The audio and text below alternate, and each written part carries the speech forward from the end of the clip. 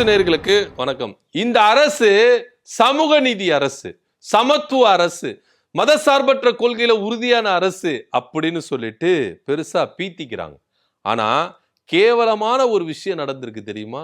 சாதி அடிப்படையில அடுக்குமாடி வீட்டு விஷயத்துல என்ன பண்ணிருக்காங்க, செயல்பட்டு இருக்கிறாங்க இந்த அரசு அப்படின்னு தான் சொல்லணும். நகர்ப்புற வாழ்விட மேம்பாட்டு வாரியம் சார்பா அடுக்குமாடி வீடுகளை கடந்த ஆட்சியில திமுக ஆட்சி செய்யும் பொழுது சைதாப்பேட்டையில அந்த அடுக்குமாடி குடியிருப்பு என்ன பண்ணாங்க, ஹவுசிங் போர்டு என்ன பண்றாங்க, கட்டுறாங்க. ரொம்ப தரம் வாய்ந்த விதத்துல கட்டுறாங்க. அந்த விஷயங்கள்லாம் என்ன பண்ணாங்க, இப்ப யாருக்கு யாரு எந்தெந்த வீடுக்கு அப்படின்னு சொல்லும்போது குலுக்கல் முறையில தான் தேர்ந்தெடுத்து வீடுகள் கொடுக்கறதா நகர்ப்புற வாழ்விட மேம்பாட்டு வாரியத்தினுடைய கண்ட்ரோல்ல இருக்குது. அவங்க அப்படிதான் வீடு கொடுக்குறாங்க அப்படின்னு தொடர்ச்சி அதுல இருக்குது. ஸோ அப்படி இருக்கும் பொழுது வீடு கட்டிட்டாங்க, திறந்துட்டாங்க. இது யாருக்கு எப்படி எப்படி அலாட் பண்ணலாம் அப்படின்ற ஒரு விஷயம் வரதுக்குள்ள எலெக்ஷன் டேட் அனௌன்ஸ்மெண்ட் பண்ணதுனால இந்த விஷயத்தை அப்படியே ஸ்டாப் பண்றாங்க கடந்த திமுக அரசு.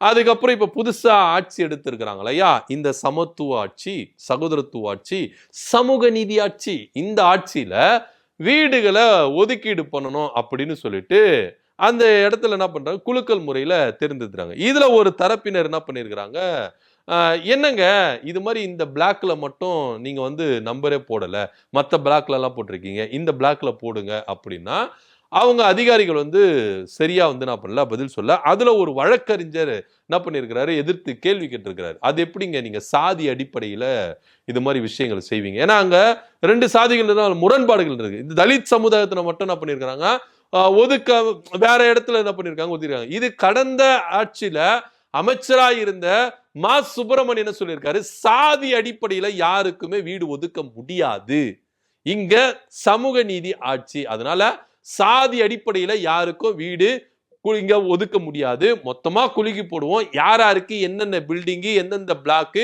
எந்தெந்த ஃப்ளோரு அது வருதோ அதுல நீங்க போய்க்கணும். இப்ப பக்கத்துல இங்க ஒருத்தருங்க இருந்தாங்கன்னா இங்க வேற சாதி இருந்தாங்கன்னா இருந்துதான் ஆகணும். உங்களுக்கு ஃபுல்லாவே ஏ பிளாக் மட்டும் உங்களுக்கு வேற சாதி, பி பிளாக் மட்டும் உங்களுக்கு வேற சாதி, அப்படி அலாட் பண்ண முடியாது, அலாட் பண்ண மாட்டேன் அப்படின்னு உறுதிபட சொன்னவர் முன்னாள் அமைச்சர் மா சுப்பிரமணியன் அவர்கள், முன்னாள் கவர்மெண்ட், சமூக நீதி, திராவிட மாடல் அரசு. ஆனா இங்க வந்திருக்கிறாங்களா இப்போ விஜய் தலைமையிலான சமூக நீதி அரசு, சோபா மாடல் அரசு. இந்த அரசு என்ன சொல்றாங்க தெரியுமா, சாதி அடிப்படையில தான் இங்க வீடை ஒதுக்கணும். கேட்டா எம்எல்ஏ அருள் பிரகாஷ் இருக்கிறார்ல, அவர் எங்க ஆளுங்க, நாங்க சொல்றதை நீங்க செய்யுங்க அப்படின்னு சொல்லிட்டு அதிகாரிகளை என்ன பண்ணிருக்கிறாங்க, சொல்லி இருக்கிறாங்க. சோ இது அதிகாரி என்ன பண்ணிருக்கிறாரு, எம்எல்ஏ தரப்பா, ஐயோ நம்ம கொஞ்சம் உஷாராதான்ப்பா இருந்துக்கணும், ஏன்னா எடுத்ததுக்கெல்லாம் இவங்க என்ன பண்ணுவாங்க, போனை தூக்கிட்டு வந்துருவாங்க ரீல்ஸ் போடுறதுக்கு. ஆய்வு பண்ணா ரீல்ஸ், இங்க ஒயின் ஷாப்புக்கு போ, அது இதுக்கு போனா அங்க ஒரு ரீல்ஸ், கோயிலுக்கு பிரசாதம் பார்க்க போனா அங்க ஒரு ரீல்ஸ், எல்லாத்துக்கும் போனை தூக்கிட்டு வந்துடுறாங்க. அதனால இவங்க கொஞ்சம் உஷாராதான் இருக்கணும். அதிகாரிகள் என்ன பண்ணிருக்காங்க, எம்எல்ஏ பேர் சொன்னோன்னே சைலண்ட் ஆயிருக்கிறாங்க. ஆனா பாதிக்கப்பட்ட இளைஞர் என்ன சொல்றாரு அப்படின்னு பார்த்தீங்கன்னா, இதுல முழுக்க முழுக்க எம்எல்ஏ உடைய தலையீடு இருக்கு. சைதாப்பேட்டை எம்எல்ஏ அருள் பிரகாசம் உடைய தலையீட்டு ரொம்ப அதிகமா இருக்கு. அவர் சொல்லிதான் இந்த சாதியில் அடிப்படையிலான குடியிருப்புகளை என்ன பண்றாங்க, அலாட் பண்றாங்க. அவர் டீட்டெயிலா சொல்றாரு, ஏ பிளாக்ல இதெல்லாம் இந்த நம்பர் எல்லாம் போடவே இல்லை சார், எங்களுக்கெல்லாம் இந்த நம்பர் போடுறாங்க. இது எப்படி, ஏன்னா கடந்த ஆட்சியில இதை என்ன பண்ணாங்க, சாதிய முறையில இங்க அலாட் பண்ண முடியாது அப்படின்னு சொன்ன கவர்மெண்ட் எங்க, இப்ப வந்திருக்கிற கவர்மெண்ட் சாதி அடிப்படையில தான் அலாட் பண்ணணும் அப்படின்னு சொல்ற இந்த கவர்மெண்ட் எங்க, எதுங்க சமூக நீதியான சமத்துவமான அரசு அப்படின்னு கேட்டிருக்கிறாங்க. இதை தட்டி கேட்ட அந்த இளைஞர் விக்னேஷ் என்ன பண்ணிருக்கிறாங்க, சரமாரியா தாக்கி இருக்கிறதா அந்த விக்னேஷ் அப்படின்றவர் என்ன பண்ணிருக்காரு, பேட்டி கொடுத்திருக்கிறாரு. அது மாத்திரம் இல்லாம கிட்டத்தட்ட 36 வீடு என்ன பண்ணிருக்கு, சாதி அடிப்படையில அலாட் பண்ணிருக்கிறாங்க. ஏன்னா மாற்றம் தரன்னு சொன்னாரு, இதுதான் மாற்றமா அப்படின்னு மக்கள் எல்லாம் ஏமாற்றத்துல நிறைஞ்சு வழிஞ்சிருக்கிறாங்க. இது மாத்திரம் இல்லாம எம்எல்ஏ அருள் பிரகாசம் அவருடைய தலையீட்டின் காரணமா தான் இந்த சாதி அடிப்படையிலான வீடுகள் ஒதுக்கப்பட்டிருக்கு. இது ரொம்ப ரொம்ப வன்மையா கண்டிக்கத்தக்கது அப்படின்னு சொல்றேன். ஏன்னா நீங்க 1970 கலைஞர் ஆட்சி செய்யும் போது குடிசை வாற்று மானியத்தை கொண்டு வந்தார். ஏன்னா எல்லாருமே ஈக்குவல் சமத்துவபுரத்தை கொண்டு வந்தாரு. அதே போல பாத்தீங்கன்னா நிறைய விஷயங்களை கலைஞர் அவர்கள் என்ன பண்ணாரு, கொண்டு வந்தது சமூக நீதிக்காக. ஆனா அதை தொடர்ந்து திமுக தலைவர் மு க ஸ்டாலின் அவர்களும் அவங்களுடைய ஆட்சியில, இந்த சமூக நீதி ஆட்சியில நிறைய விஷயங்களை வந்து என்ன பண்ணாங்க கொண்டு வந்தாங்க. இன்னும் சொல்ல போனா கடந்த ஆட்சியில தான் இந்த அடுக்குமாடி குடியிருப்பு நிறைய அதிநவீன வசதிகளோடு என்ன பண்ணாங்கன்னா திறந்தாங்களே. நிறைய இடத்துல நீங்க பாத்தீங்கன்னா ஹவுசிங் போர்டா தெரியாது. பாத்தீங்கன்னா இப்ப என்ன பார்த்து ஹவுசிங் போர்டா இதுனா அப்பார்ட்மெண்ட் மாதிரி இருக்கு, பிரைவேட் அப்பார்ட்மெண்ட் மாதிரி இருக்குது அப்படின்ற ரேஞ்சுக்கு திமுக தலைமையிலான கடந்த அரசு என்ன பண்ணிருக்காங்க, நிறைய இடத்துல என்ன பண்ணாங்க இந்த நகர்ப்புற வாழ்விட மேம்பாட்டு வாரியத்தை என்ன பண்ணாங்கன்னா டெவலப் பண்ணாங்க. அந்த வகையில தான் சைதாப்பேட்டையிலும் அந்த அடுக்குமாடி குடியிருப்பு கட்டப்பட்டது. துணை முதலமைச்சராக இருந்த உதயநிதி ஸ்டாலின் அவர்கள் தலைமையில திறந்தாங்க. ஆனா வீடு மட்டும் அலாட் பண்ணல. ஏன்னா எலெக்ஷன் டேட் அனௌன்ஸ்மெண்ட் பண்ணதுனால எந்த ஒரு நலத்திட்டங்களும் செய்ய முடியாது. ஏன்னா அது சட்ட ரீதியா அது சிக்கல் இருக்கிறதுனால பண்ண முடியாது. ஒருவேளை அது காலதாமதமாக இருந்தால் இன்னைக்கு சாதி அடிப்படையில அங்க வீடுகள் ஒதுக்கப்பட்டிருக்கிறது. முன்னாள் அமைச்சர் மா சுப்பிரமணியன் தெல்ல தெளிவா சொல்லிட்டாரு, அவரு பதிவேட்டு இருக்கிறாரு. அப்படி இருக்கும்போது இப்ப இருக்கிற புதிய கவர்மெண்ட் சமூக நீதி சமூக நீதி சமூக நீதினு வெறும் வாயால தான் சொல்லி இருக்கிறாங்களே கண்டி செயல்முறையில் எங்கன்னா செஞ்சு காட்டி இருக்கிறாங்களா அப்படின்னா அது கிடையாது.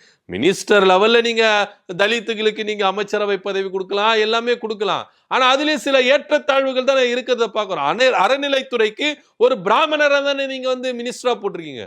கால்நடைத்துறைக்கு நீங்க வந்து என்ன பண்றீங்க, ஒரு தலித்தை போடுறீங்க. சோ இதுல ஏற்றத்தாழ்வுகள் இருக்கிறதா நம்ம என்ன பண்றோம் பாக்குறோம். சோ அப்படி இருக்கும் பொழுது நீங்க சமூக நீதி கொடுக்கிறேன் அப்படின்னு பெரும் பேச்சால மட்டும் பேசுறீங்களே, இந்த அடுக்குமாடி குடியிருப்புல விஷயத்துல கூட உங்களால சமூக நீதியை கொண்டு வர முடியலையே. சாதிய ரீதியா நீங்க என்ன பண்றீங்க, அடுக்குமாடிகளை அந்த வீட்டு என்ன பண்றீங்க ஒதுக்குறீங்க.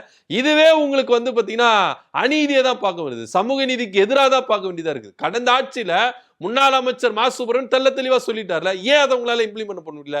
இதுல எம்எல்ஏ அருள் பிரகாஷோட தலையீடு அதிகமா இருக்குன்னு பாதிக்கப்பட்டவர்கள் சொல்றாங்கல்ல, அதை நீங்க கன்சிடர் பண்ண மாட்டீங்க. சோ இது எல்லாமே இப்போ இருக்கிற சிஎம், இப்போ முதலமைச்சரா இருக்கிறாருல விஜய் அவர்கள் என்ன பண்ண போறாரு? ஒரு எம்எல்ஏ மேல சாதி அடிப்படையில நீங்க வீட்டை ஒதுக்குறீங்க அப்படின்ற ஒரு குற்றச்சாட்டு வந்திருக்குல்ல, இதுக்கு இவர் என்ன பதில் சொல்ல போறாரு அப்படின்னு நம்மளுக்கு தெரியல. ஏன்னா இவர் தான் சொன்னாரு, ஆடலாம் ரொம்ப ஆடலாம், நம்ம ஆட்சி தான் ஆடலாம் அப்படி இப்படின்னு சொன்னாலாம் கொஞ்சம் வாழை சுருட்டி வச்சுட்டு வாங்க. ஏன் ஆட்சியில் எதனா தப்பு செஞ்சா அது அமைச்சரா இருந்தாலும் எம்எல்ஏ வந்தாலும் கடுமையா நடவடிக்கை எடுப்பேன் அப்படின்னு சொன்னாரு விஜய் அவர்கள் சொன்னாரு. ஆனா இது வரைக்கும் எதுனா யாரு பேரெல்லாம் ஆக்ஷன் எடுத்திருக்கிறாரா, எத்தனை குற்றங்கள் நடக்குது, எவ்வளவு பிரச்சனை நடக்குது, அவரு கண்ட்ரோல்ல இருக்கிற காவல்துறையினரே சட்ட ஒழுங்கு பிரச்சனையை அதிகரிச்சிருக்குது. முதல்ல நடவடிக்கை எடுக்கணும், அவருக்கு அவரே தான் நடவடிக்கை எடுத்துக்கணும். ஏன்னா இதுதான் நம்ம பேசணும். ஏன்னா சட்ட ஒழுங்கு பிரச்சனை அதிகமா இருக்குது, பெண்களுக்கு பாதுகாப்பு இல்லாம இருக்குது. சோ நடவடிக்கை எடுக்கணும், அவரே தான் நடவடிக்கை ராஜினாமா பண்ணிட்டு போக முடியுமா? முடியாது. சோ இது எல்லாமே இவரை என்ன பண்றாரு, மாற்றத்தை சொல்லிட்டு ஏமாற்றத்தை தான் கொடுத்துட்டு இருக்கிறாரு அப்படின்னு தான் பார்க்க வேண்டியதா இருக்கு. இன்னைக்கு சைதாப்பேட்டை எம்எல்ஏ அருள் பிரகாசம் சாதி அடிப்படையில தான் வீடை ஒதுக்கணும் அப்படின்னு அவர் மேல ஒரு குற்றச்சாட்டு வந்திருக்கு. ஏன்னா இதுக்கு பின்னாடி எல்லாமே அவருடைய தலையீடு இருக்குதுன்னு சொல்லிட்டு பதிவு பண்றாங்க. இதுக்கு என்ன பதில் சொல்ல போறாங்க, தாவேக அரசு என்ன நடவடிக்கை எடுக்க போகுது அப்படின்னு பொறுத்து போகலாம். இதை பத்தியோட கருத்து அப்படி கமெண்ட் பண்ணுங்க. நன்றி, வணக்கம்.